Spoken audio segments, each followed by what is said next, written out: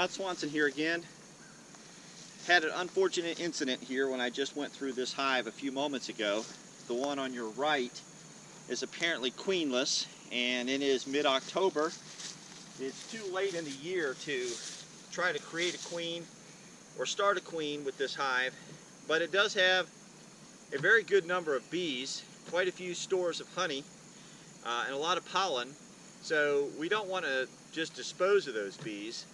One of the things that we often do as beekeepers is combine hives this time of year if we do lose a queen in a hive.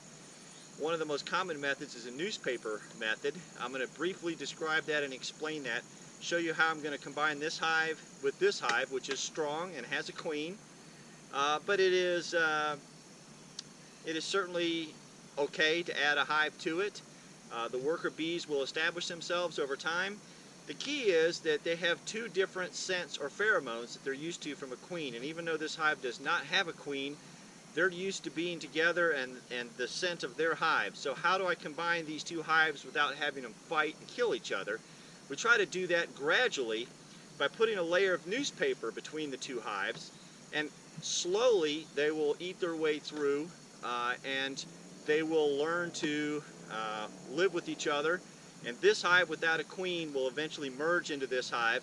So hopefully we'll have a lot more workers, we'll have some honey in here, and we'll keep both brood boxes through the winter since both brood boxes have a lot of stores. So what I'm going to do is I'm going to take off this super, which I've looked at and there's not much left in here. I'll take this home, this super, and I will either freeze the frames or use it for something else. But I'm going to take my feeding